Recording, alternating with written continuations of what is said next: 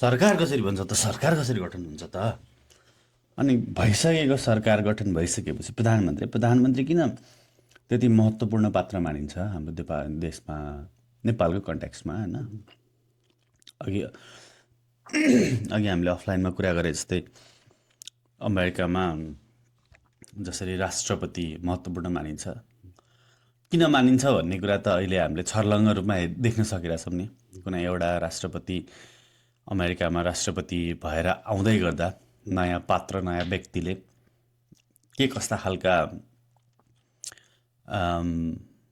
चेन्जेसहरू ल्याउन सक्छ चेन्जेस भन्ने चाहिँ सधैँभरि गुड हुन्छ भन्ने पनि छैन हैन चेन्जेस इन अ सेन्स परिवर्तन कहिले राम्रो कहिले नराम्रो छँदैछ तर पनि त्योबाट त्यो सम्भव भयो नि त कि उसको अधिकारको कुरा हो उसलाई उसको त्यो देशको संविधानले गर्नु भनेर भनेका कुराहरू नै गरेको उसले त्यसबाहेक गरेको हुन्थ्यो भने त्यो पहिला नै अपतस्त भइसक्थ्यो होला नि त त्यहाँबाट निकालिदिन्थ्यो होला नि त संविधानमै टेकेर सो आज कुरा गर्ने चाहिँ हामीले सरकार गठन कसरी हुन्छ सरकारको गठन भन्दा सरकारको गठनलाई अलिकति टपिक चाहिँ सरकारको गठन यसमा थोरै मात्रै कुरा हुन्छ मुख्य कुरा भनेको चाहिँ प्रधानमन्त्री अघि हामीले अफलाइनमा कुरा गरे जस्तै प्रधानमन्त्री तिमी प्रधानमन्त्री भएको भए के गर्थ्यौ अपार्ट फ्रम बिङ ओभरवेल्म्ड हैन के गरिदिनुपर्छ त अब जुन पुराना थिए उनले के गर्न सकेनन् के गरे राम्रो नराम्रो दुवै के चाहिँ गरे अहिलेसम्म अथवा के गर्न सक्थे अब भन्ने कुराहरू चाहिँ आज मेनली टपिक डिस्कसन अब गफ गर्दै जाँदा कहाँ पुग्छौँ अब लेट्स सी नमस्कार सिन एन्ड हर्ड अनफिल्टर्डको स्पेसल एपिसोड हामी अनि चुनावको तेस्रो एपिसोडमा तपाईँहरूलाई स्वागत छ आज हामी तेस्रो एपिसोड अन्तर्गत सरकार गठन बारेमा छलफल गर्छौँ सरकार गठन सँगसँगै मेन इम्पोर्टेन्ट मुद्दा चाहिँ आजको चाहिँ के थियो हाम्रो प्रधानमन्त्री बनिसकेपछि चाहिँ के काम गर्छ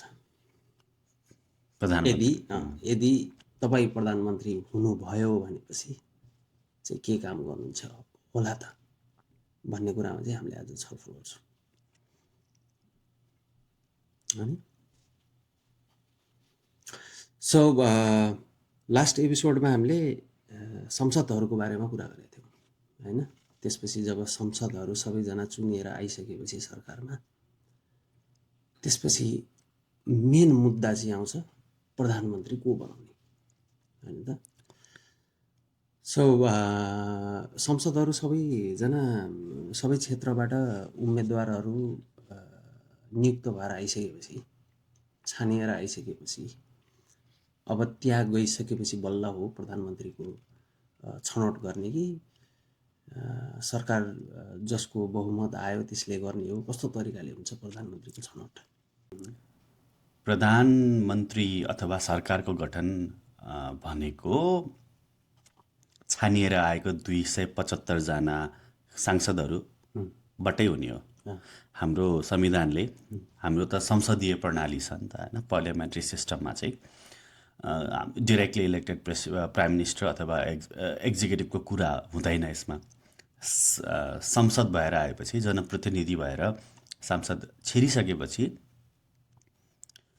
त्यो 275 मध्येको एकजना प्रधानमन्त्री बन्ने हो अब यसमा प्रक्रिया के हुन्छ भने हामी त दलीय प्रणालीमा छौँ हैन पार्टी मल्टी पार्टी सिस्टममा यसलाई ठ्याक्कै भन्नुपर्दा चाहिँ हाम्रो डेमोक्रेसीलाई चाहिँ मल्टी पार्टी डेमोक्रेसी भन्छ मल्टी पार्टी बहुदल भएकै रिजनले गर्दा इलेक्सन पनि म्यान्डेटरी हुन गएको एक दल हुन्थ्यो भने त इलेक्सन किन चाहिन्थ्यो र हैन बहुदल यो दलले केही बाचा गर्यो सरकारमा गयो पुरा गर्न सकेन त्यसो भए अर्को पटक अर्को दल हामीले हाम्रो चुनावी इतिहास हेरेर आयौँ भने पनि धेरै पटक देख्न सक्छौँ त्यस्तो लहरहरू माहौलहरू जुन अहिले नेपालमा सृजना भइरहेको छ अहिले पनि एउटा लहर चलिरहेछ राइट रङको बारेमा त्यसमा अहिले नघुसौँ हैन त्यो लहर ठिक त्यो लहर बेठिक त्यो पछिको तपसिलको कुराहरू भयो हैन तर यथार्थ के हो भनेपछि हाम्रो जस्तो संसदीय प्रणालीमा चाहिँ सांसद बनेर गइसकेपछि त्यो सांसद जो त्यहाँ त्यो उपस्थित सांसदहरू त दलबाट गएको छ हैन स्वतन्त्र पनि हुन्छ तर मोस्टली दलबाट गएको हुन्छ र संविधानले के भन्छ भने जुन दलले बहुमत लिएको छ उसले चाहिँ सरकार गठन गर्नुपर्छ भन्ने चाहिँ त्यो म्यान्डेट हो बहुमत भनेपछि चाहिँ 138 सिट लिएर 138 138 सिट्स 50% अफ 275 हैन 138 ले ठ्याक्कै 50 point something percentage हुन जान्छ हैन अब यो भन्दै गर्दा कुनै पनि पार्टीको कुनै पनि दलको बहुमत पुगेन भने के हुन्छ भने उसले गठबन्धनको सरकार बनाउनुपर्छ कोएलिसन गभर्नमेन्ट बनाउनुपर्छ अर्को पार्टीसँग मिलेर अर्को कुनै पार्टी जसले उसलाई बहुमत पुर्याउन सक्छ उसँग मिलेर सरकार बनाउनु पर्ने हुन्छ र सरकार बनाउँदै गर्दा के हुन्छ भने त्यो पार्टीले आफ्नो संसदीय दलको नेता पार्लियामेन्ट्री लिडर चुज गर्छ मेरो दल नै छ संसदभन्दा बाहिर पनि दल छ नि त मेरो दल छ फलानु ए दल बी दल छ तर हामी संसदमा आए जतिको दल मध्येको मेरो नेता चाहिँ यो हुन्छ किनभने दललाई बाहिरबाट जसले लिड गरिराखेको छ यु नेभर नो त्यो व्यक्तिले चुनाव हारेर संसदभित्र नछिर्न पनि सक्छ त्यो पार्टीको अध्यक्ष त्यो पार्टीको सभापतिलाई संसदले चिन्छ सामान्य रूपमा तर संसदभित्र as a member of parliament उसले चिन्दैन उसले कसलाई चिन्छ भने जो इलेक्टेड भएर गएको छ त्यो मध्येमा पार्टीको मेम्बर्स पनि को मेम्बर्स जो मेम्बर्सहरू इलेक्टेड नै भएर गएको छन् पार्टी एले 100वटा सिट ल्यायो समानुपातिक प्रत्यक्ष गरेर अब त्यो पार्टी एमा चाहिँ संसदीय दलको नेताको चुनाव हुन्छ पार्टीभित्र त्यसमध्ये एकजना दुईजना कतिजना उठ्ने भयो होइन उठिसकेपछि चाहिँ त्यही 100जनालाई चाहिँ भोट गरेर अब यो हाम्रो संसदीय दलको नेता हुनुपर्छ भन्ने कन्सेप्ट हो त्यसमा त्यो पार्टीको अरू बाहिर बसेको व्यक्तिले चाहिँ त्यो चुनावमा भाग लिन पाउँदैन त्यही 100जनाले डिसाइड गर्छन् that this person will be our leader in the parliament itself भनेर होइन त्यति भइसकेपछि ऊ संसदीय दलको नेता हुन्छ र सम्भवतः ऊ नै सरकार गठन गर्न सक्यो त्यो पार्टीले भनेपछि ऊ नै प्रधानमन्त्रीको दावेदार पनि हुन्छ नम्बर 1 कुरा होइन सो 138 सिट पार्टी एले लिएर आयो भने स्वत उसको सरकार बन्ने भयो त्यसमा कुनै पनि तलमाथिको इफ एन्ड बट्सको कुरै भएन उसले राष्ट्रपति समक्ष आफ्नो बहुमत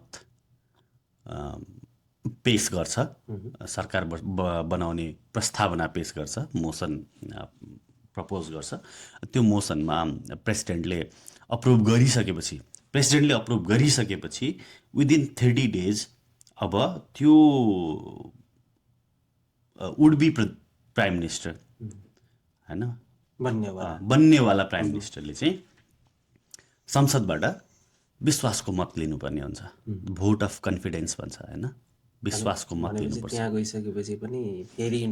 त्यहाँ गइसकेपछि संसदमा त्यो व्यक्तिले अथवा त्यो पार्टी लिडरले त्यहाँ गएर म नै किन मेरो दल नै किन सरकारमा हुनुपर्छ भन्ने कुरा आफ्नो प्रस्तावना राख्छ संसदमा राखिसकेपछि सांसदबाट 138 अथवा बढी कति एटलिस्ट 138 जनाले वी सपोर्ट यु भन्यो भने चाहिँ द्याट बिकम्स यो भोट अफ कन्फिडेन्स विश्वासको मत राष्ट्रपतिले अप्रुभ गरिसकेपछि त्यसपछिको कुरा यो सिचुएसनमा राष्ट्रपतिले म अप्रुभ गर्दिनँ भन्ने चिज हुन्छ कुनै पोइन्ट पकडेर मतलब यो चिज चाहिँ मलाई चित्त बुझेन भनेर त्यस्ता कुराहरू थुप्रो छन् हैन राष्ट्रपतिले गर्न सक्ने कुराहरू त छन् तर नर्मल्ली जनप्रतिनिधि हो नि त जनताले छानेर पठाएको व्यक्ति दलले सिट सङ्ख्या पुर्याउँछ र मलाई प्रधानमन्त्री बन्नुपर्छ भनेर प्रस्तावना राख्छ भने चाहिँ राष्ट्रपतिले त्यसलाई नकार्न मिल्दैन किन राष्ट्रपतिको पनि त काम कर्तव्य अधिकार विवेकको कुराहरू छन् नि त त्यहाँनिर होइन संविधानले त सबलाई डिफाइन गरेर दिएको छ इच एन्ड एभ्रिथिङ लिखित पनि छ नि त त्यहाँ अनि त्यसरी चाहिँ एउटा प्रधानमन्त्री बन्न जान्छ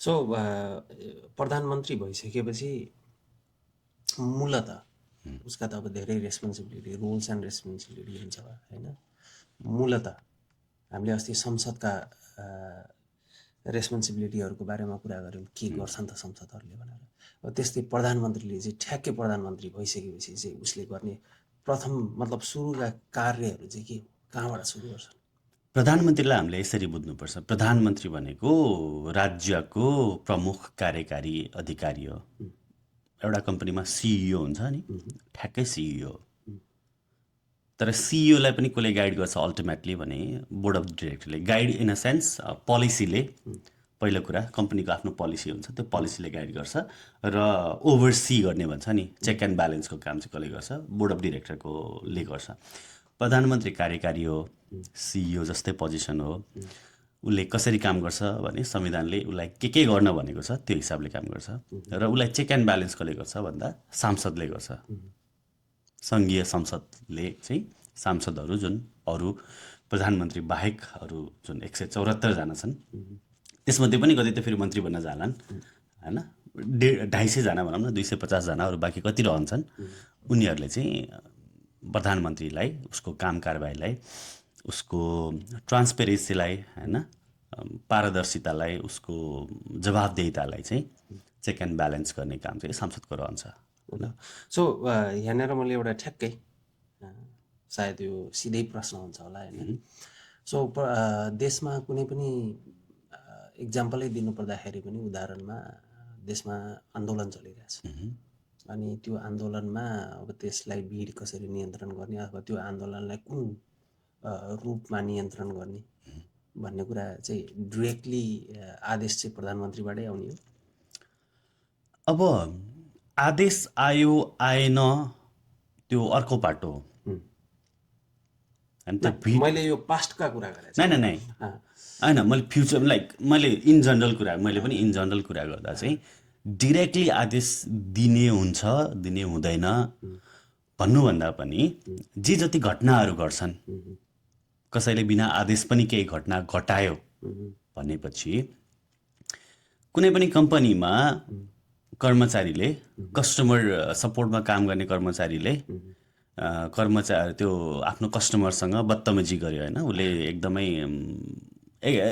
अनप्रोफेसनल बिहेभियर गर्यो भने अल्टिमेटली त कम्पनीले बेहोर्नुपर्छ होइन र केसको सिनारियो हेरेर सिभिरिटी हेरेर त्यसको कति गम्भीरता छ भन्ने कुरालाई ध्यानमा राखेर सिइओले त्यसको जवाबदेहिता हुनुपर्छ होइन देशमा पनि त्यही नै हो किनभने त्यो राज्य संयन्त्र अस्ति पनिको एपिसोडमा कुरा गरेछौँ संयन्त्र भनेपछि त एउटा अफिसको मात्रै कुरा होइन नि राज्य चलाउनलाई त अनेक चिजहरू चाहिन्छन् होइन सुरक्षाको लागि आफ्नै संयन्त्र छ अर्थको लागि आफ्नै संयन्त्र छ विदेश नीतिको लागि आफ्नै संयन्त्र छ परराष्ट्र मन्त्रालय लगायतका कुराहरू छन् भौतिक पूर्वाधार विकासको लागि आफ्नै संयन्त्रहरू छन् इभन अरू खेलकुदको लागि आफ्नै संयन्त्र छ शिक्षा विज्ञान प्रविधिको लागि आफ्नै संयन्त्र छ भनेपछि त त्यो सबै संयन्त्रको लिडरसिप कसले लिने हो भन्दा प्रधानमन्त्रीले लिने हो प्रधानमन्त्री is due responsible for every decision उसको काउन्सिल अफ मिनिस्टर्सले गर्ने कुराहरूमा पनि होइन अघि तिमीले सोधेको कुरामा चाहिँ प्रधानमन्त्रीले फर्स्ट काम के गर्छ अपोइन्ट भइसकेपछि उसले अपोइन्ट भयो उसले विश्वासको मत लियो भने उसले भनेको अब मन्त्री परिषद विस्तार गर्ने हो त्यो उसको र उसको टिमको निजी कुरा हो मैले यसलाई मन्त्री बनाउँछु भनेपछि उसले उसको डिसिजनको कुरा हो त्यहाँनिर है म प्रधानमन्त्री हुँदै गर्दा मेरो गृहमन्त्री यो हुनुपर्छ होइन अब हामीले अहिलेसम्म यो प्रष्ट रूपमा किन देख्न पाएको छैनौँ भने अहिलेसम्म जति पनि सरकारहरू हामीले देख्यौँ यो कोएलिसन गभर्मेन्ट गठबन्धनको सरकारहरू छन् गठबन्धनको सरकारमा के हुन्छ भने पहिला नै म तिमीसँग गठबन्धन गर्छु तर मलाई गृह मन्त्रालय चाहिन्छ मलाई अर्थ मन्त्रालय चाहिन्छ भनिसकेपछि त्यहाँ प्रधानमन्त्रीको आफ्नो सोच विवेक बुझ पनि सकिन्छ होइन त्यो मानेमा चाहिँ अहिलेसम्म हामीले त्यो प्रष्ट रूपमा देख्न पाएको छैनौँ तर भोलि सरकार बन्दै गर्दा कसैको बहुमतको सरकार बन्दै गर्दा प्रधानमन्त्रीले मेरो अर्थमन्त्री यो हुनुपर्छ, मेरो परराष्ट्र मन्त्री यो हुनुपर्छ होइन। अब पार्टीगत सिस्टमबाट गइसकेपछि त अब पार्टी नै हाबी हुन्छ कतिपय कुराहरूमा। यसमा पनि हामी क्लियर हुनुपर्छ, किनभने पार्टीले नै सुरुमै मैले यो व्यक्तिलाई अर्थमन्त्री भनेर डिक्लेयर गरिराख्दा चाहिँ प्रधानमन्त्रीले नाइ भन्ने कि नाइ भन्नु छ भने अहिले उम्मेदवार हुनु भएन प्रधानमन्त्रीको होइन, होइन भने अहिलेबाट एक्सेप्ट गरेर गइसकेपछि। तर काउन्सिल अफ मिनिस्टर मन्त्री परिषद विस्तार गर्ने चाहिँ सोल रेस्पोन्सिबिलिटी, सोल डिसिजन चाहिँ प्राइम मिनिस्टरको हुन्छ। जसरी अमेरिकामा प्रेसिडेन्ट भइसकेपछि प्रेसिडेन्टले त्यसपछि हाम्रोमा मन्त्रालय भने जस्तो अमेरिकामा चाहिँ डिपार्टमेन्ट भन्छ, department of home affairs, department of state, department of department of so many things, हाम्रो जस्तै अर्थ, त्यसमा चाहिँ प्रेसिडेन्टले छानेको मान्छेहरू बस्छ। सो यसरी प्रधानमन्त्रीले त्यसरी सोल डिसिजन लिन मिल्ने भएपछि हरेक मन्त्रालयमा को मान्छेहरू राख्ने त भने यदि गलत प्रधानमन्त्री चुनियो भने त बर्बादै पो हुन्छ अनि त्यो त अहिले ब्रुटल ट्रुथ होइन, एकदम क्रूर सत्य के हो भने अहिलेसम्म भइआएको हामीले देखेको कुराहरू मोटामोटी त्यस्तै नै हो।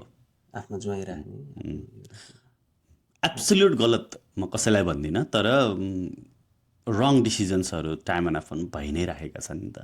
त्यसबारेमा त हामी वाकिफ छौँ नि त। त्यसले उनीहरूका तिनै डिसिजनहरूले हामीलाई कति पीडा दिएको छन् भन्ने कुरा त हामी एकदम नोन छौँ नि त त्यो विषयमा। हो त्यो व्यक्ति प्रधानमन्त्री भन्ने व्यक्ति चाहिँ पात्र चाहिँ प्रवृत्ति, नट ओन्ली त्यो पर्सन हिमसेल्फ, द क्यारेक्टर चाहिँ गलत भइदियो भने हुनु हुँदैन, कुनै पनि मानेमा हुनु हुँदैन। किनभने राज्य संयन्त्र, मैले फेरि पनि यो वर्ड युज गरेँ, उसको कन्ट्रोलमा नै हुन्छ। हाम्रो देशमा मोटामोटी कतिवटा मन्त्रालय छन्? मन्त्रालय यतिवटै हुनुपर्छ भन्ने कुरा ठ्याक्कै संविधानमा फिक्स छैन। प्रधानमन्त्रीलाई लागे अनुसारले कुनै दुईवटा मन्त्रालयलाई कम्बाइन पनि गर्न सक्छ, थप्न पनि पायो, घटाउन पनि पायो, नयाँ मन्त्रालय खडा पनि गर्न पायो। भएको एउटा मन्त्रालय अलिकति ओभरवेल्मिङ छ भनेर त्यसलाई टुकार्न पनि पायो। जस्तो हाम्रो के छ भने शिक्षा विज्ञान तथा प्रविधि मन्त्रालय भन्ने छ, त्यसले शिक्षा पनि हेर्नुपर्छ। शिक्षा भन्दै गर्दा सम्पूर्ण शिक्षा होइन, शिशु कक्षादेखि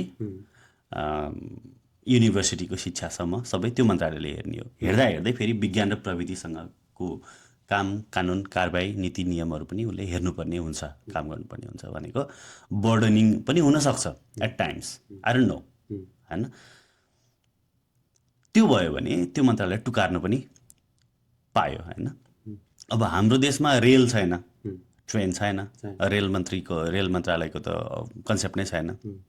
यदि हुन्थ्यो भने जस्तै इन्डियामा छ रेल मन्त्रालय नै छ, त्यो मन्त्रालयको काम नै रेलवे हेर्नलाई हो, किनभने त्यहाँ त्यसको आवश्यकता महसुस भयो। किनभने चाहिँ हरेक इन्डियामा त हरेक कुना कुनामा रेल है। तर मोटामोटी चाहिँ मन्त्रालयहरू चाहिँ प्रधान मन्त्रालयपछि चाहिँ हाम्रोमा मात्रै कुस्मासम्म नपुग्यो जोक सपाट होइन। प्रधानमन्त्री पछिको मन्त्रालय चाहिँ रक्षा मन्त्रालय, डिफेन्स मिनिस्ट्री, जसमा हाम्रो नेपाल आर्मी पर्छ।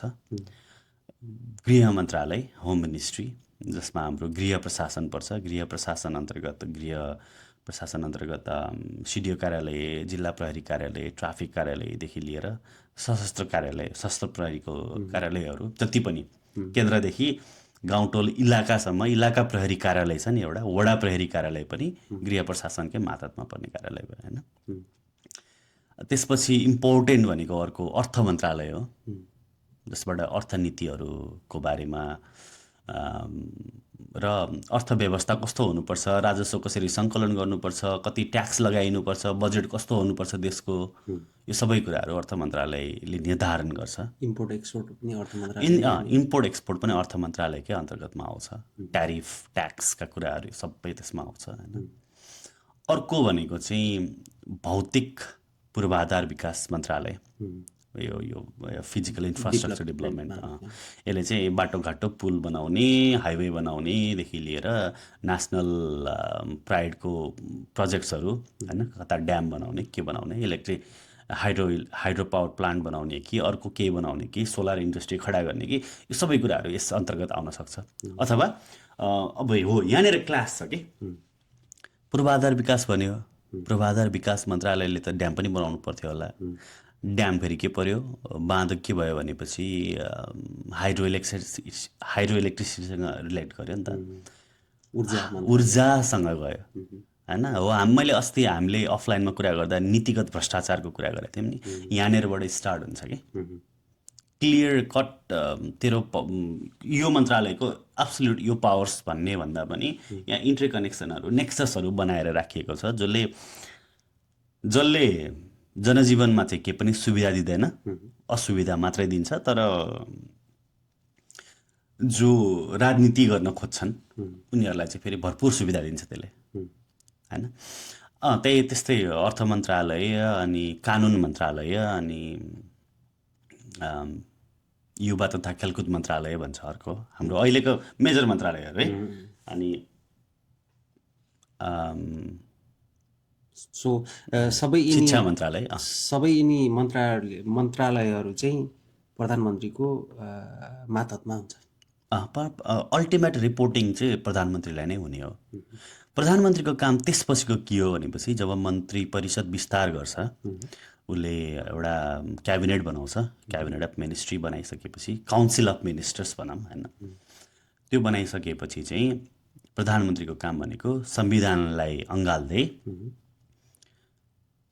देशमा कस्ता कस्ता नीतिहरू आउनुपर्छ जसले गर्दा सुशासन भ्रष्टाचार मुक्त विकास उन्मुख होइन मेजर मुद्दाहरू त त्यही त हुन्छ नि हामी अर्थतन्त्र यति प्रतिशतले वृद्धि गर्छौँ होइन शिक्षामा यस्तो गर्छौँ स्वास्थ्यमा यस्तो गर्छौँ पूर्वाधार विकासमा यस्तो गर्छौँ भनिन्छ नि त त्यो नीतिहरू चाहिँ प्रधानमन्त्रीले आफैले अथवा आफ्नो मातहतमा रहेको मन्त्रालय थ्रु चाहिँ अब एक्सर्साइज गर्ने हो प्रपोज गर्ने हो अब त्यो प्रपोजल संसदमा जाला संसदमा गएर कानुनै नयाँ बनाएर काम गर्नुपर्ने अवस्था छ भने त्यसमा पनि फेरि बहस होला होइन भने पनि प्रधानमन्त्रीसँग के राइट्स हुन्छ भने उसले अध्यादेश ल्याउँछ अर्डिनेन्स भन्छ त्यो चाहिँ एक्जिक्युटिभ पावर हो प्रधानमन्त्रीले एउटा अर्डिनेन्स जारी गर्यो त्यो अर्डिनेन्सलाई राष्ट्रपतिले अप्रुभ गर्यो भने नाउ द्याट बिकम्स अनदर ल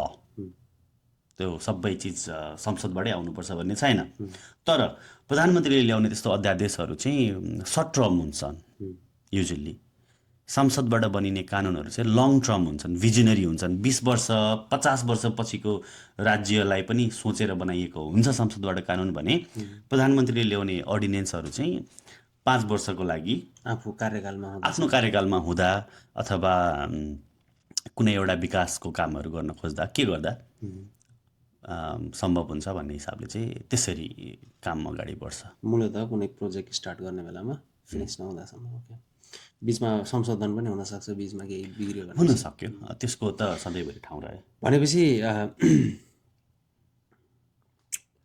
प्रधानमन्त्री भनेपछि कुनै पनि अर्गनाइजेसनमा अब देशलाई अर्गनाइजेसनकै रूपमा लियौँ भने पनि सधैँभरि त्यसरी नै लिने हो कि most important person of that organisation सधैँभरि देशलाई एउटा संस्था नै बुझ्ने हो कि नेपाल एज अ संस्था नै बुझ्ने हो अनि त्यहाँ चेन अफ कमान्डहरू छन् त्यो संस्थाको बागडोर एकजना व्यक्तिलाई जिम्मा दिइन्छ ऊ व्यक्तिले कसरी त्यो आफ्नो कार्य सम्पादन गर्छ भन्ने कुरा नै अल्टिमेट महत्त्वको कुरा रहन जान्छ ओके सो भनेपछि हाम्रो अफलाइनमा एकचोटि कुरा भएको थियो स्थानीय सरकार भनेको थियौँ हामीले जसमा कर्मचारी तन्त्र पनि पर्छ स्थायी सरकार पर्मानेन्ट गभर्नमेन्ट सो मूलतः हाम्रो देशमा हामी प्रधानमन्त्रीतिरै अथवा उनीहरूको सरकारतिर नै बढी भ्रष्टाचारहरूको कुराहरू सुनिरहेको हुन्छौँ होइन तर मेन भ्रष्टाचारको जड चाहिँ त्यहाँबाट सुरु हुन्छ कर्मचारी तन्त्रबाट हो त्यो एउटा एकदमै इम्पोर्टेन्ट गम्भीर कुरा हो। कुन मानेमा भन्दा हाम्रो देशको सिस्टम यसरी विकास भएको छ, सिस्टम यसरी बसेको छ कि असलभन्दा असल व्यक्ति प्रधानमन्त्री हुन गयो भने पनि ऊ नराम्रो भन्दा नराम्रो बनेर निस्किने अवस्था छ। तिमीलाई एउटा इक्जाम्पल यहाँनिर सानो, 4 दिन पनि होइन, 1 दिन 2 दिन देश सरकार विहीन भयो भने हाम्रो देश डामाडोल हुन्छ। त्यो हुन्छ नि, डिरेक्सनलेस हुन्छ कि, दिशारहित हुन्छ। कर्मचारीले तलब खान नपाउने अवस्थादेखि लिएर सरकारी सेवा प्रवाहका निकायहरू जति पनि छन्, त्यो चाहे शिक्षामा होस्, चाहे स्वास्थ्यमा होस्, चाहे सामान्य प्रशासनमा होस्, होइन, that will come to a halt. एकदमै स्ट्यान्ड स्टिल हुन जान सक्छ। त्यस्तो सिचुएसन अहिलेसम्म त देखेको छैन, तर भयो भने चाहिँ हुने त्यही नै हो। तर विश्वमा यस्ता पनि देशहरू छन्, बेल्जियम जस्ता देश छन्, जहाँ आई गेस 541 दिन होला सायद, त्यो देश 541 दिन सरकार विहीन रह्यो, अलमोस्ट 1.5 वर्ष। तर त्यो देशको सरकारी सेवा प्रवाह हुन्छ नि, त्यसमा डगमगाएन। किनभने उनीहरू विकसित देश अलरेडी, होइन। विकास भनेको फेरि हामीले सधैँभरि फिजिकल चिजलाई मात्रै विकासको रूपमा हेर्छौँ नि, पूर्वाधार विकास मात्रै विकास भन्छौँ क्या। इन्फ्रास्ट्रक्चर डेभलप भयो भने मात्रै यो डेभलप्ड कन्ट्री, त्यस्तो पनि होइन। सामाजिक विकास पनि विकास हो कि। एकअर्कासँगको वैमनस्यता नहुनु, एकअर्कासँग मिलेर अगाडि बढ्न सक्नु, समाजलाई विकास गर्न सक्नु नै विकास हो क्या, होइन। त्यो एउटा आर्थिक पुँजी मात्रै नभएर एउटा सामाजिक पुँजीको पनि कुरा हुन्छ क्या, सोसियल क्यापिटलको पनि कुरा हुन्छ नि त, सोसाइटल क्यापिटलको। स्पेन अर्को इक्जाम्पल छ, इजरायल अर्को इक्जाम्पल छ, यस्तो नेदरल्यान्ड अर्को इक्जाम्पल छ। तर यस्ता देशहरू छन्, होइन। तर हाम्रोमा चाहिँ समस्या के भइदियो भनेपछि सरकार एब्सेन्ट हुँदा बित्तिकै देश will come to a halt. Nepal बन्द, लिटरल नेपाल बन्द चाहिँ त्यो हो। बाटो बन्द गर्नु, चक्काजाम गर्नु चाहिँ लिटरल नेपाल बन्द होइन। तर एउटा अब जस्तो अघि हामीले कन्ट्री अर्गनाइजेसन भनेर भन्यौँ, होइन, एउटा अर्गनाइजेसनमा सिइओ इनकेस भ्याकेसनमा अथवा कुनै पनि प्रब्लममा छ, सर्टेन टाइमको लागि आउन पाएन भने चाहिँ जति पनि त्यहाँका स्टाफहरू छन्, कर्मचारीहरू छन्, तिनीहरूले आफ्नो रोल्स एन्ड रेस्पोन्सिबिलिटी त थाहा हुन्छ, अनि मजाले चलाउन नसक्ने होइन र, थोरै टाइम भयो भने। त्यो त हुनुपर्ने, एब्सोल्युटली हुनुपर्ने त्यो कुरा हो। र अर्को कुरा फेरि देश कहिल्यै पनि सिइओ विहीन, त्यो कार्यकारी प्रमुख विहीन चाहिँ हुँदैन। कस्तो हुन्छ भने उसको भ्याकेसन छ अथवा उसको फरेन टुर छ भनेपछि प्रधानमन्त्री हुन्छ। प्रधानमन्त्री सँगसँगै त फेरि त्यहाँ उप प्रधानमन्त्री पनि हुन्छ। हाम्रो देशमा त 4-4जना 6-6जनासम्म उप प्रधानमन्त्री हुने चलन छ, विच इज एब्सोल्युटली अननेसेसरी, होइन, तर चलन चाहिँ छ।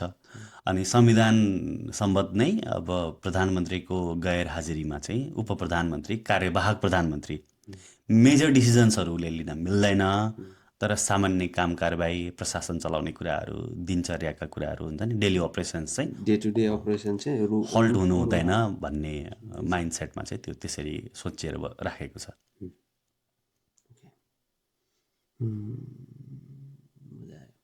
त्यसपछि अब कता जान्छौँ हामी? अब त्यही, अब प्रधानमन्त्री भइसकेपछि प्रधानमन्त्रीले गरिदिनु पर्ने के, होइन, हामी किन प्रधानमन्त्री त्यति इम्पोर्टेन्ट हुन्छ, अलिकति भूमिका त हामीले बाँधि पनि सक्यौँ।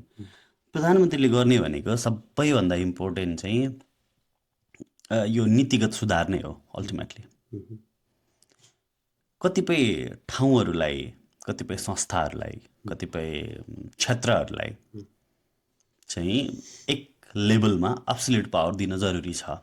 सबै चिजमा टाङ अडाउनु पर्दैन कि, सबै चिजमा अर्को कुनै थर्ड पर्सनको, थर्ड संस्थाको संलग्नता इज नट इम्पोर्टेन्ट के।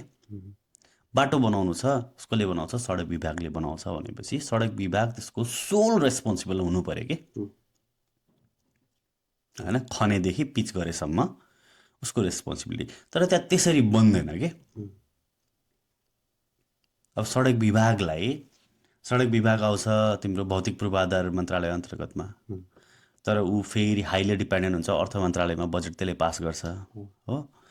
अब त्यहाँ बिचमा पोल भत्काउनु पऱ्यो, इलेक्ट्रिसिटीको पोल भत्काउनु पऱ्यो भने ऊर्जा मन्त्रालय इन्भल्भ हुन्छ अथवा नेपाल विद्युत प्राधिकरण इन्भल्भ हुन्छ होइन। अर्को कुनै मोनुमेन्ट छ केही छ भने संस्कृति मन्त्रालय इन्भल्भ होला।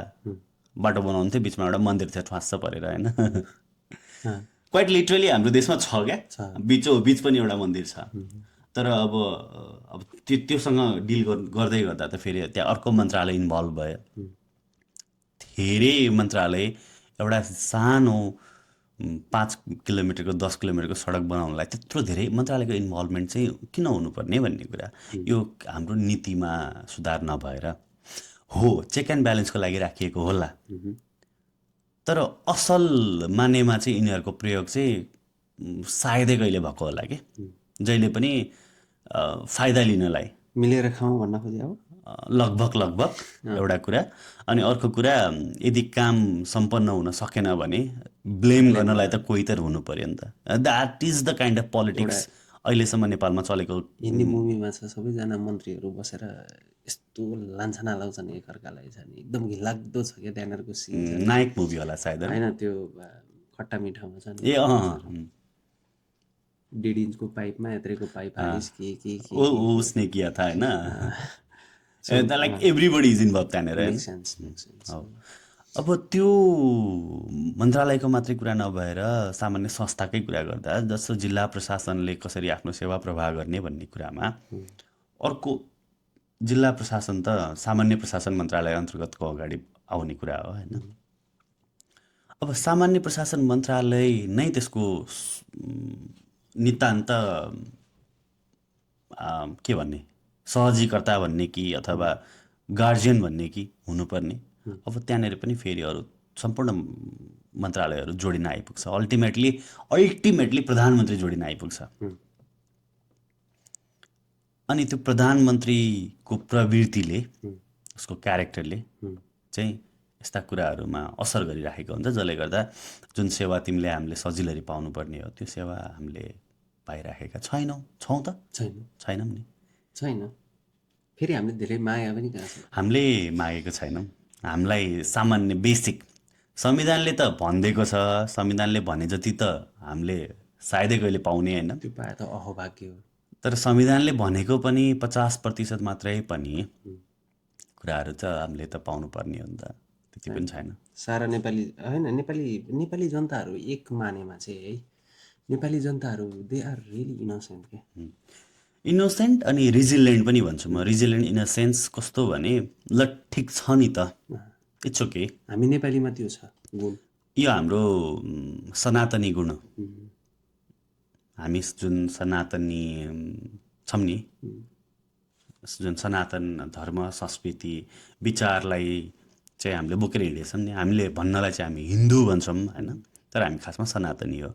हाम्रो ग्रन्थमा, हाम्रो कुनै पनि त्यो स्क्रिप्चर्सहरूमा काहीँ पनि हिन्दू भनेर लेखिएको छैन खासमा। त्यो सनातनी हो, हिन्दू धेरै पछि बल्ल बनेको चिज हो होइन। अनि त्यो मानेमा चाहिँ हामी चाहिँ सकेसम्म माफ गर्ने कल्चर छ हाम्रो। किनभने अहिले माफी हुन्थेन भने अहिले नेपालमा जुन हिसाबले चुनाव चलिरहेछ, सबै दलहरू चुनावमा पार्टिसिपेट गरिरहेछ होइन। हर्षोल्लास नै छ नि, कसैलाई निषेध गरेछ त? सोचे पनि थिएन, फेरि फर्केर आउँछन्। कसैलाई निषेध गरेछ त? छैन नि त। एक तरिकाले माफी त हो, एक तरिकाको माफी नै हो त्यो। अब तिमी चुनावमा प्रुभ गरेर देखाऊ भन्ने कुरा हो। मैले नेपालीहरूलाई एउटा माफ गर्ने अथवा इट्स ओके भन्ने बिहेभियर चाहिँ मैले कसरी, इन अ सेन्स कसरी भनेपछि, विदेशमा बसिसकेपछि यु क्यान सी कि कुनै कुरामा हुँदैन भने चाहिँ हुँदैन है, विदेशीहरूले हुँदैन भने चाहिँ हुँदैन, इट्स ओके भन्ने चलनै हुँदैन क्या तिनीहरू। हामी दोस्रोचोटि इन्सिस्ट नै गर्दैनौँ नि। कुनै पनि विदेशीले एउटा कुरा भनिहाल्यो भने हामी सहजै त्यसलाई लिन्छौँ, लिनुपर्छ, किनभने त्यो इन्सिस्ट गरेर हुँदैन भन्ने हामीलाई थाहा भइसक्यो यहाँ आएर चाहिँ। तर हाम्रो कल्चरमा चाहिँ त्यो होइन नि त। हामी चाहिँ इन्सिस्ट गर्ने सकेसम्म। सो यो हाम्रो एक डिपली रुटेड कल्चर के।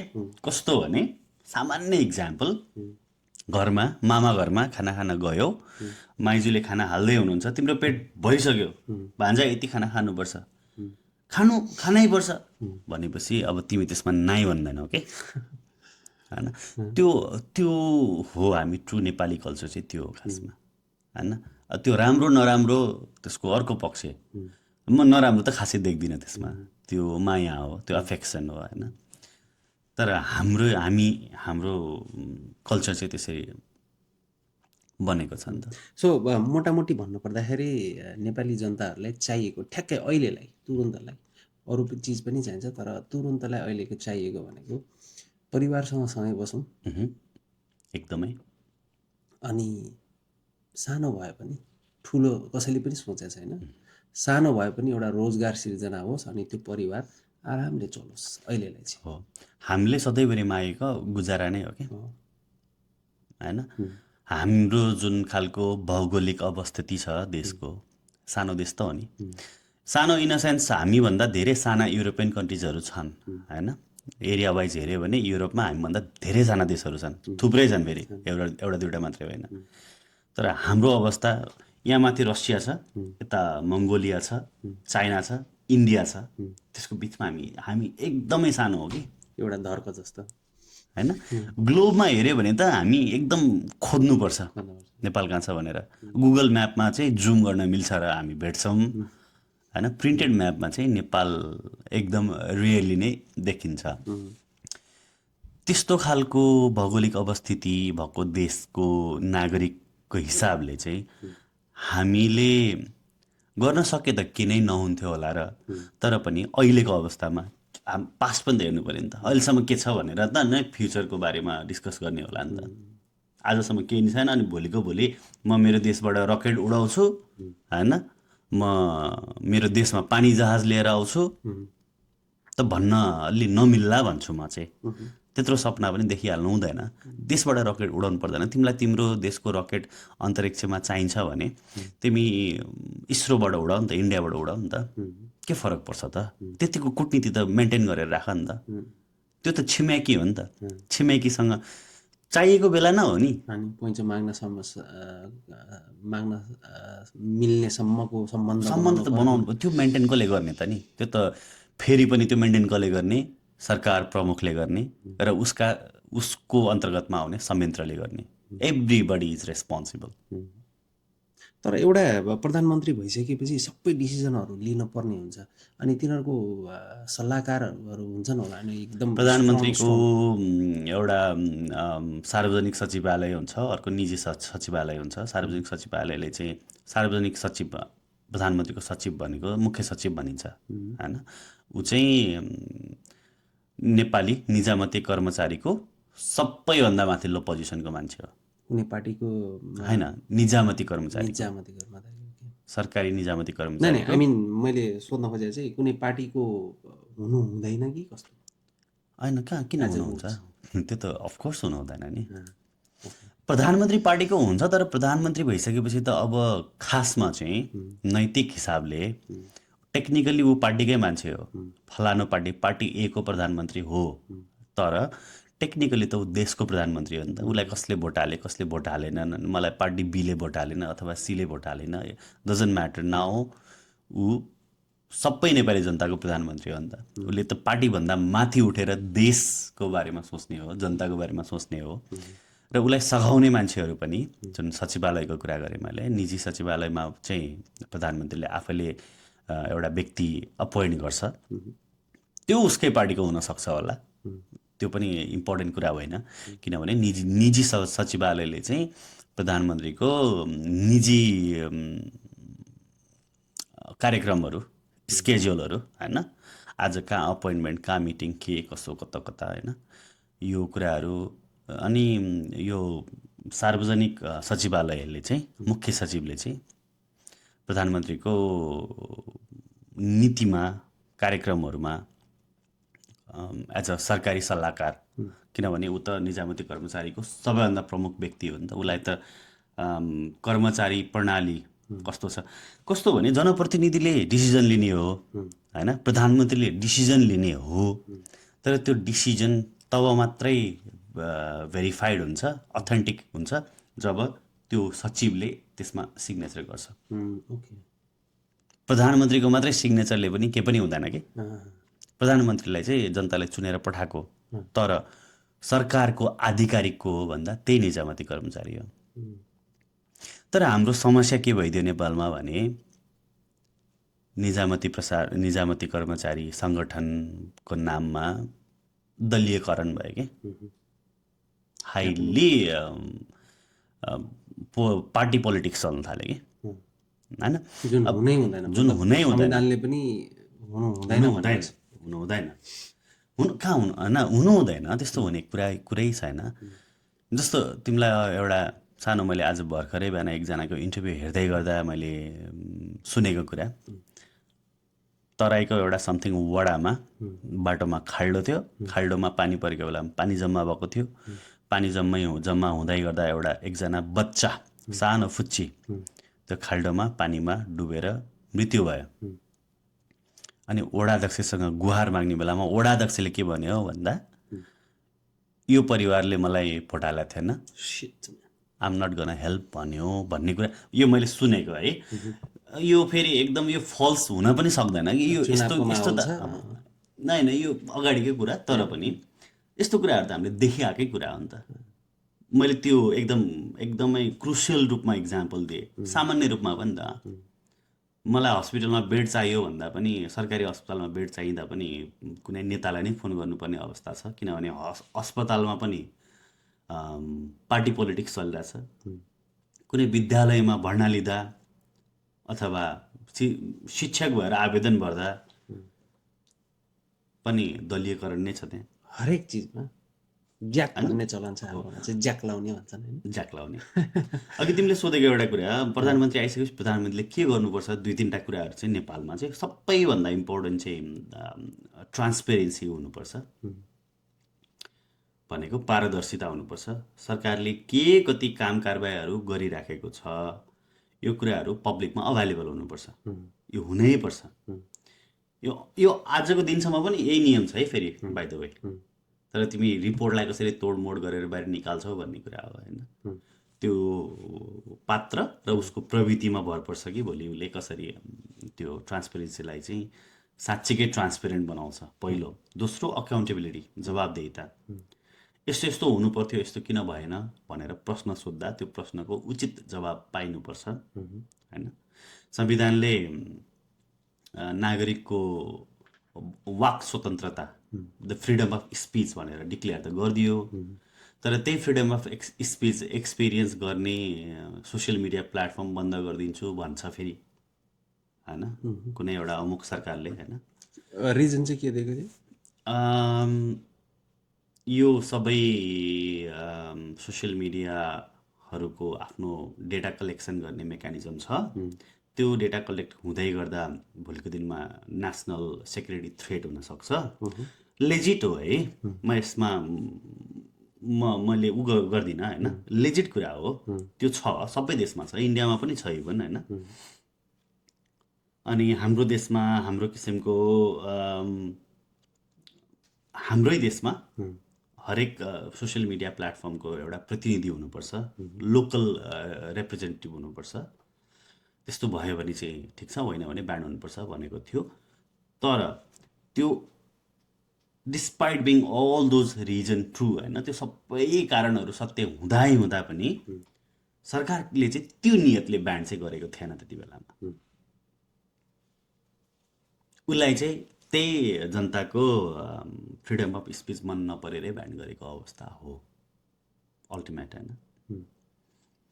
एनिवेज, भनेपछि त यो चिजमा चाहिँ मलाई कस्तो लाग्यो भनेपछि उहिले राणा शासनमा बोल्न नपाएको जस्तै भयो। अहिले पनि कहाँ बोल्न पाइरहेछ त? अनि केलाई लोकतन्त्र ल्याए, गणतन्त्र ल्याए? एक्ज्याक्टली होइन, भएन। संविधानले ग्यारेन्टी गरेको राइट्स त अनि त्यो त एक्सर्साइज गर्न पाउने नि जनताले यार। कसको लागि बनाइदिएको संविधान? सरकारको लागि मात्रै होइन नि त, राजनेताहरूको लागि, राजनीतिज्ञहरूको लागि। तर अहिलेसम्मको सिचुएसन अब त के हुन्छ थाहा छैन होइन। अहिलेसम्मको सिचुएसनमा चाहिँ राजनेताकै लागि बनाइदिएको जस्तो भयो त संविधान। त्यो फेरि उनीहरूले आफ्नो फेभरमा व्याख्या गरेर बनाएको हो। अस्तिको कुरा भए जस्तै संविधानले त जनरल टर्म्समा लेखेको छ कि, संविधानले व्याख्या गरेको छैन। उसले एउटा सामान्य जनरल टर्म्समा यस्तो यस्तो यस्तो यस्तो भनेर लेखेको छ। त्यसलाई व्याख्या गर्ने काम चाहिँ नीति नियम बनाउने संसदको, अनि भोलि कानुन कार्यान्वयन भइसकेपछि अदालतको होइन कुरा हो। जसरी व्याख्या गरे पनि त भयो नि त। जनताको फ्रिडम अफ स्पिचलाई कसरी व्याख्या गर्ने? बोल्न त पाइन्छ तर मेरो बारेमा बोल्न पाउँदैनस्। त्यो चिज सरकारले डिक्लेयरै गरिदियो ल। अब के लाग्यो त? बोल्न त पाउँछस्, बोल, तर सरकारको विरुद्धमा बोल्न पाउँदैनस् होइन भने जसरी चाहिँ अहिलेसम्म कुरा गरे। यो सबै ठेट कुरा, ठ्याक्कै लिखितम कुरा त होइन, तर पनि माइन्डसेट, मेन्टालिटी, चरित्र हेर्दा चाहिँ त्यस्तो देखिन आउँछ होइन। पारदर्शिता, जवाफदेहिता, अनि अर्को भनेको नीतिगत सुधार। भनेपछि पुराना जति पनि प्रधानमन्त्रीहरू थिए अथवा पुराना जति पनि सरकारमा संसदहरू थिए जसले नीति नियम बनाउँछन्, त्यसमा कुनै लुप होल छ भने त्यसलाई सुधार गर्ने। लुप होल त थुप्रै छन् होइन। नीतिगत भ्रष्टाचार भनेकै ब्ल्याक होलै छ होइन। हाम्रो कस्तो भयो भने हाम्रो देशको समस्या यो एकदमै भिजिबल करप्सन छैन के। तिमीले कसैलाई करप्ट भन्यो भने पनि प्रुभ गर्नलाई वर्षौँ, 10औँ वर्ष लाग्छ कि, र पनि प्रुभ गर्न सक्दैनौ कि। किनभने त्यो डिरेक्ट करप्सन नै होइन, त्यो पोलिसी करप्सन हो कि। नीति नियम नै यसरी बनेको छ, यति उल्झनमा छ, कहाँनिर गएर को व्यक्तिहरू ठोकिन्छन् थाहा छैन, त्यस्तो खालको नीति छ। त्यो नीतिले चाहिँ त्यो भ्रष्टाचार निम्ताएको हो खासमा। त्यही भएर यो नीतिगत सुधार चाहिँ हुन एकदम जरुरी छ होइन। अर्को चाहिँ चरम दलीयकरण बन्द हुनुपर्छ मलाई लागेको। त्यो चाहिँ भनेको चाहिँ शिक्षामा, स्वास्थ्यमा, कर्मचारी तन्त्रमा, अरू कुनै पनि सङ्घ संस्थामा दलगत राजनीति हुनु हुँदैन, पार्टी पोलिटिक्स हुनु हुँदैन जुन होइन। हाम्रो देशमा हामीले 100% छ अहिले, सबैमा छ। हामीले कुनै बेलामा गणितको सर, विज्ञान पढाउने सर भनिन्थ्यो, अहिले एमालेको सर र काङ्ग्रेसको सर, सरी मैले नाम लिनु पर्यो होइन, अथवा कुनै अर्को फलानु पार्टीको सर हुने होइन भन्न खोजेको कि।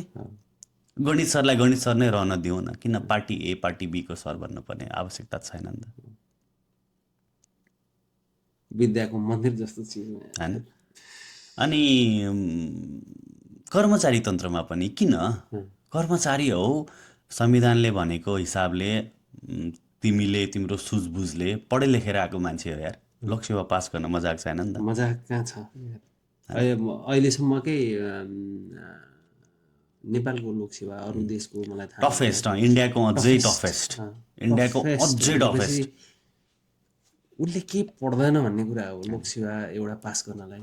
सामान्य ज्ञान, गणित विज्ञानदेखि लिएर, अङ्ग्रेजीदेखि लिएर, क्रिटिकल थिङ्किङ, लजिकल रिजनिङका कुराहरूदेखि लिएर विश्व राजनीति, भूगोल होइन, आफ्नो भूगोल, इतिहास, के जानकारी हुँदैन, के ज्ञान हुँदैन एउटा लोकसेवामा पनि, एन्ट्री लेभलको जबको लागि पनि। अनि त्यो व्यक्ति भोलि गएर फेरि कुनै एउटा निश्चित दलसँग आबद्ध भएर आफूले काम गर्ने संस्थाभित्रै बसेर पार्टीको पोलिटिक्स, राजनीति गर्नुपर्छ। Politics is not bad at all, तर त्यस्तो व्यक्तिले चाहिँ पार्टी पोलिटिक्स गर्ने होइन भनेको कि। आफूले गर्न सक्ने पोटेन्सियल सबै भुलेर होइन, पार्टी पोलिटिक्स गर्दै गर्दा के हुन्छ? अब पार्टी जतिवटा पार्टी छन् एकअर्कासँग त कोही मिल्ने अवस्था त छैन, एकअर्काले गाली नै गर्ने हो। त्यो गाली गर्न फेरि पार्टीकै लिडर्सहरूले सिकाएका छन्, पार्टीमा टप मानेका लिडर्सले नै फलानुलाई गाली गरेर त्यसलाई ब्लेम गरेर त्यसलाई दोष देखाएर आफू बच्छु भन्ने माइन्डसेट न हो। अहिलेकोसम्मको टिचिङ त्यही हो नि त पार्टीमा। कुनै एउटा चलेको अहिलेको एकदम इस्टाब्लिस्ड कुनै पार्टी लिडर्सको कुराहरू सुन्दा कस्तो लाग्छ तिमीलाई? खै यार त्यतिसम्म त एउटा अनएजुकेटेड मान्छे कहिले जिन्दगीमा पढाइ लेखाइ साक्षरै नभएको मान्छेले पनि बुझेको हुन्छ त्यस्तो चाहिँ गर्नु हुँदैन हो। आई डोन्ट नो कस्तो खालको पोलिटिक्स हो यो। त्यो लिडरलाई, त्यो व्यक्तिलाई तिमी आफ्नो लिडर मानेर आफ्नो कार्य सम्पादन गर्दैछौ, तिमी कुनै संस्थामा छौ, तिमी शिक्षक होला, कर्मचारी होला, डक्टर होला, होइन, स्वास्थ्य क्षेत्रमा पनि यो हाबी नै छ फेरि बाइ द वे, कुन चाहिँ क्षेत्रमा छैन भनौँ होइन, अथवा कुनै मजदुर सङ्घमा होला, फ्याक्ट्रीमा काम गर्ने मान्छेमा पनि त्यही खालको यो यस्तो माइन्डसेट छ। यो यसरी सपोर्ट गर्ने भने चाहिँ यस्तो भएर हो, जस्तो सपोज मेरो घरमा मेरा बाले 2-4वटा गलत कामहरू गरे, मेरा बा भने अब त्यसरी ऊ गर्ने चाहिँ मिल्दैन, म मेरो बा नै हेनन् भनेर छुट्टेर बस्न मिल्दैन भनेर पचाएर बसेको जस्तो हो कि त्यो हुनसक्छ अहिलेसम्म त्यसैमा लागिरहेको। एउटा कता तिमीले भनेको कुरा पनि सत्य होला होइन, अर्को चाहिँ अल्टिमेट भनेको चाहिँ लाभको कुरा हो कि तिमीले त्यति गरे बापत चाहिँ तिमीलाई लाभ छ के, यु विल अर्न समथिङ। तर त्यो त सर्ट टर्म लाभ होइन र, त्यो त तिमीले र मैले पो बुझेँ नि त। उसलाई त्यही सर्ट टर्म लाभमै फाइदा छ, लाइक त्यही सर्ट टर्म फाइदामै उसको भविष्य देखिरहेछ। तिमीले त्यति चाकडी गरे बापत तिम्रो सरुवा बढुवा भन्ने ठाउँमा, भने जस्तो ठाउँमा है, अब यहाँनिर कस्तो छ भने मन्त्रीलाई पनि मन्त्री हुँदै गर्दा उसलाई गृह मन्त्रालय नै चाहिन्छ अथवा अर्थ मन्त्रालय नै चाहिन्छ। कर्मचारीलाई पनि कर्मचारी हुँदै गर्दा उसलाई पोस्टिङ सिडिओ कार्यालयमै हुनु पर्ला अथवा भन्सारमै हुनु पर्ला। किन? यो भनेको त उनीहरूको लागि, उनीहरूको सेन्समा है, कहाँबाट बेनिफिट मोस्ट प्रफिट मेकिङ संस्थाहरू हो नि त, मोस्ट प्रफिट मेकिङ मन्त्रालयहरू हो नि त।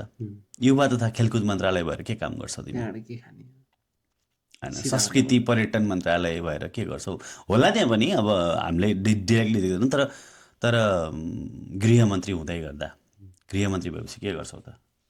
कसको भ्रष्टाचारको फाइल लुकाए बापत तिमी कतिसम्म बार्गेन गर्न सक्छौ होइन, अथवा कसैलाई बिना दोष नै झुटा प्रमाण खडा गरेर फसाए बापत तिमीलाई के लाभ हुन्छ? त्यो गृहमन्त्रीमा पनि लागु हुन्छ, गृह प्रशासनसँग आउने अरू सम्बन्धित निकायहरूमा, जस्तो प्रहरी प्रशासनमा। एक्सिडेन्ट भयो, सबैभन्दा पहिला एक्सिडेन्ट भएको ठाउँमा को जान्छ? डक्टरभन्दा पहिला को जान्छ? के भन्छ, नेपाल प्रहरी जान्छ होइन, सुरक्षा निकाय जान्छ, नेपाल प्रहरी नै जान्छ।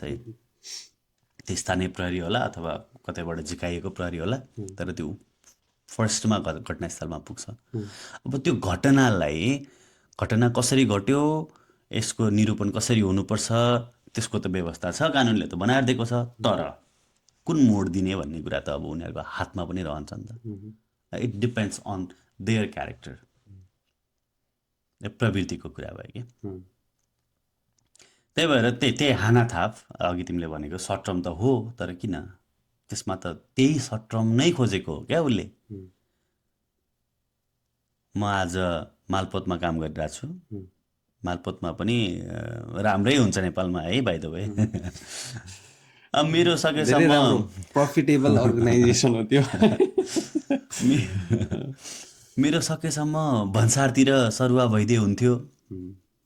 अब नेपालमा मेरिटोक्रेसी त छैन भनेको, जो अब्बल छ त्यसको सरुवा बढुवा हुने त त्यस्तो खालको मेकानिजम त छैन।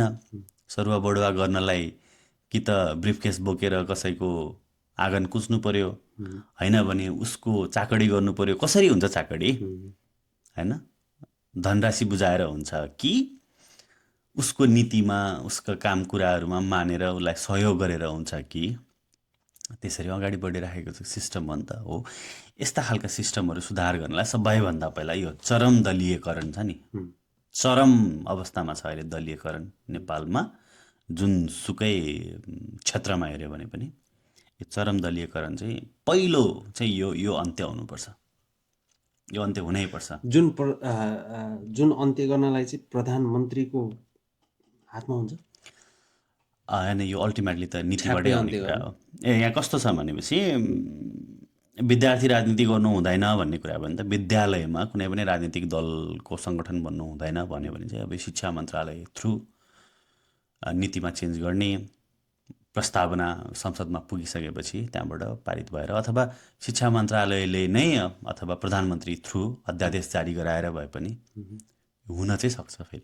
तर अघि भनेअनुसार चाहिँ जति पनि मन्त्रालयहरू छन् सबै प्रधानमन्त्रीको मातहतमा अल्टिमेटली हुन्छ भनेपछि अल्टिमेटली अलमोस्ट लाइक यति भन्न सक्यो कि प्रधानमन्त्रीले ले चाह्यो भने हुन्छ, he can fix it if he really wants होइन it can be fix by हिम।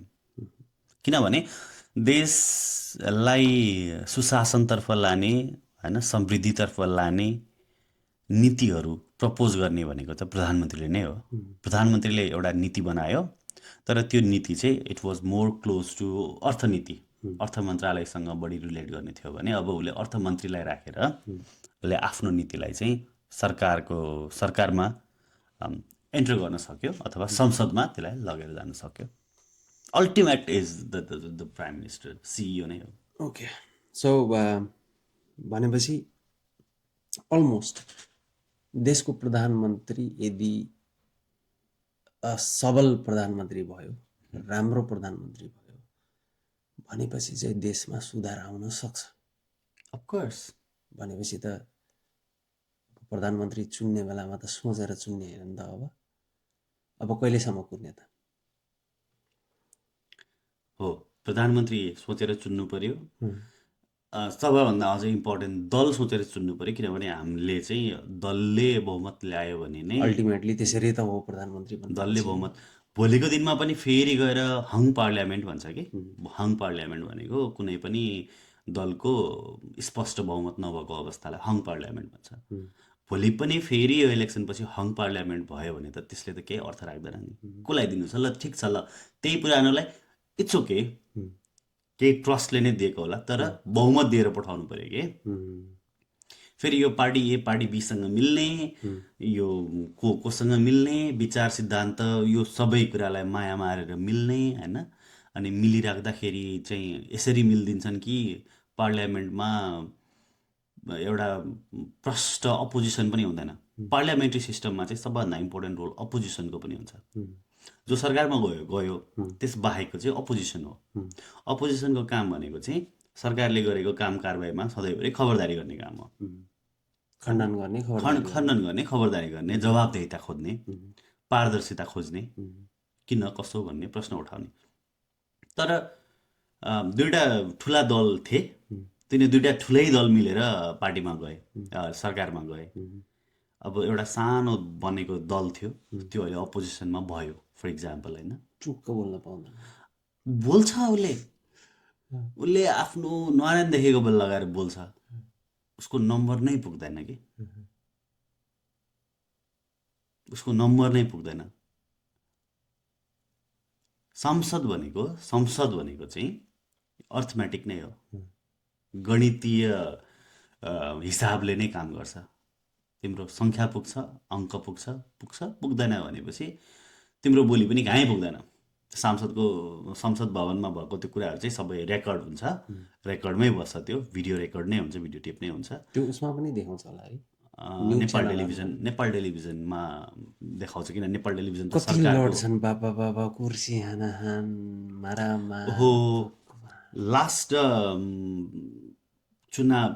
पार्लियामेन्टमा चाहिँ त्यस्तो कुर्सी हानाहान चाहिँ देख्न पाइएन। तर संविधान सभाको चुनावको बेला त्यो बेलाको संविधान सभामा चाहिँ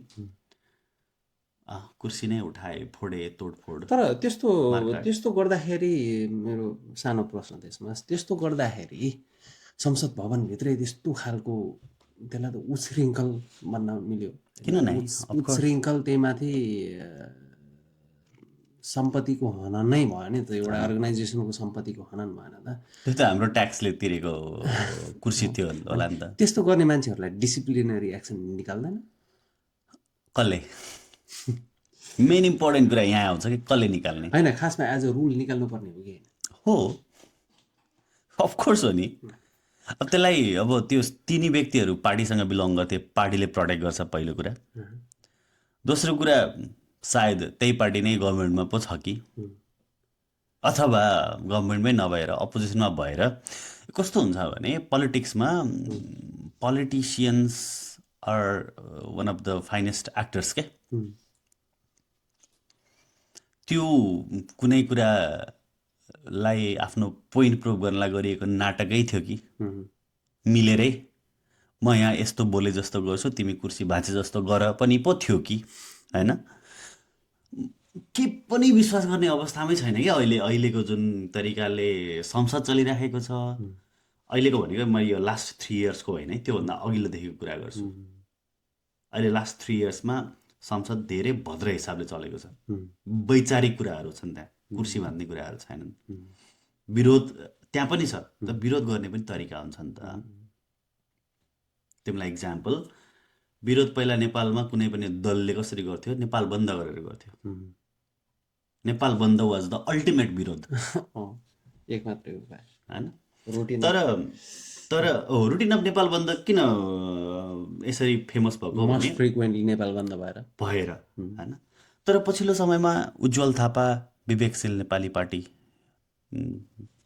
छ होइन उज्जवल थापा संस्थापक मान्छे होइन नयाँ कुराहरू आयो कि विरोध नै गर्ने भए पनि तरिकाहरू फरक हुन सक्छन् जुन दिन नेपाल बन्दको डिक्लेरेसन हुन्थ्यो उनीहरू चाहिँ नेपाल खुल्ला छ भनेर प्ले कार्ड बोकेर ठाउँ ठाउँमा उभिन्थे बन्दलाई दुरोत्साहन गर्थे कि तर अब हुँदैन है नेपाल बन्द when was the last time you heard Nepal बन्द अलमोस्ट हुँदैन इट वाज लङ अगो अब त्यो पुरानो भयो हो संसद पनि अथवा सरकार पनि अब यसरी नै बदलेर आउनुपर्ने अवस्था आएको छ यो चेन्ज नेसेसरी छ परिवर्तन अपरिहार्य छ अब यो परिवर्तन कस्तो हुनुपर्छ हामीले कल्पना गरेको मुलुक कस्तो हुनुपर्छ भन्ने कुरा छान्ने पनि हाम्रै हातमा छ होइन मेन इम्पोर्टेन्ट चाहिँ त्यो हो क्या छान्ने हामीले यो कुरामा चाहिँ सधैँ चुक्ने कि हामी सबलाई जज गर्ने होइन छरछिमेकमा फलानु त यस्तो फलानु त उस्तो खाना खाँदा त चैनले खानुपर्छ नि होइन तर खाँदै पनि बोल्दै कसैलाई जज गर्न भ्याइसकेको छ उसको राम्रो नराम्रो सबल दुर्बल दुवै पक्षहरूको ज्ञान छ भरपुर तर भोट हाल्ने बेलामा त्यो प्रतिनिधिको बारेमा सबल दुर्बल पक्षको ज्ञान चाहिँ किन नभएको भन्ने होइन म एक छापे हुँ भन्छन् क्या कतिपय हाम्रो नेपाली समाजमा चाहिँ के छ भने मेरो हातै कहीँ पनि जान्न डगमगाउँदैन भन्ने खालको चलन छ कि मेरो बाउ बाजे बराजुले यसमा भोट हाल्नुभयो मैले पनि यसमै हाल्ने हो किन वाइ त्यस्तो होइन उम्मेदवार चिन्नुहोस् पुरानो पार्टी नयाँ party A party B party C party doesn't matter उम्मेदवार चिन्ने त्यसले साँच्चीकै तपाईँको क्षेत्रको कुरा अथवा अरू मुद्दाका कुराहरू अथवा नीति नियमका कुराहरू चाहिँ ठाउँमा लगेर प्रस्तुत गर्न सक्छ सक्दैन त्यो कुरा बुझ्ने अनि जेसुकै भए पनि आफ्नो पार्टीले जिते पनि अथवा अर्को पार्टीले जिते पनि अल्टिमेटली नेपालले जित्ने हो नि त नेपाल बन्ने चिज हो एक्ज्याक्टली जसरी अहिले हाम्रो एनपिएल भयो हाम्रो एनपिएल नेपाल प्रिमियर लिग भयो नि त cricket league one of the एकदम दामी लिग भयो होइन सेकेन्ड सिजन अहिले त झन् एकदम उत्साहित थियो होइन 8वटा टिम त्यसमा चाहिँ सिटिजको हिसाबले टिमहरू बनेको थियो होइन चितवनको जनकपुरको लुम्बिनीको सुदूरपश्चिमको स्टेट वाइज कसले जित्छ म एउटा टिमको सपोर्ट गर्थेँ म कर्णाली एक्सलाई सपोर्ट गर्थेँ तर जसले फाइनल जित्यो नि म त्यसबाट म अझै खुसी भएँ